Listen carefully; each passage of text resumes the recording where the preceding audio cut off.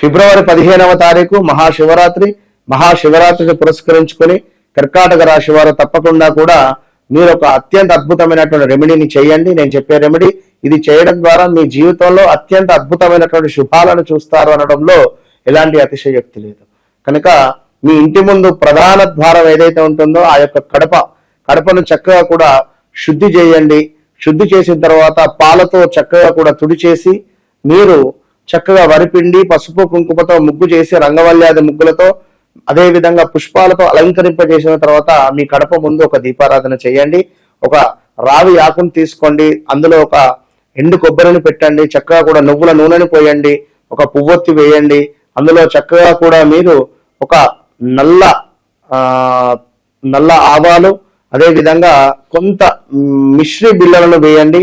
వేసి కొంత పచ్చకర్పూరాన్ని వేసి దీపారాధన చేయండి. దీపారాధన పూర్తయిన తర్వాత తప్పకుండా కూడా లక్ష్మీ అమ్మవారికి సంబంధించినటువంటి 108 నామాలు చదువుకోండి. అత్యంత అద్భుతమైనటువంటి ఫలితం ఉంటుంది. ఏది ఏమైనప్పటికీ కూడా మీ యొక్క జన్మజాతక రీత్యా నడిచేటువంటి దశ అంతర్దశను చెక్ చేసుకొని ముందుకు వెళ్ళడం ద్వారా కూడా మీకు అత్యంత అద్భుతమైనటువంటి ఫలితాలు ఉండబోతున్నాయి అనేటువంటి విషయాన్ని కనుక్కోండి. శివరాత్రి శుభ ఆశీస్సులు. All the best.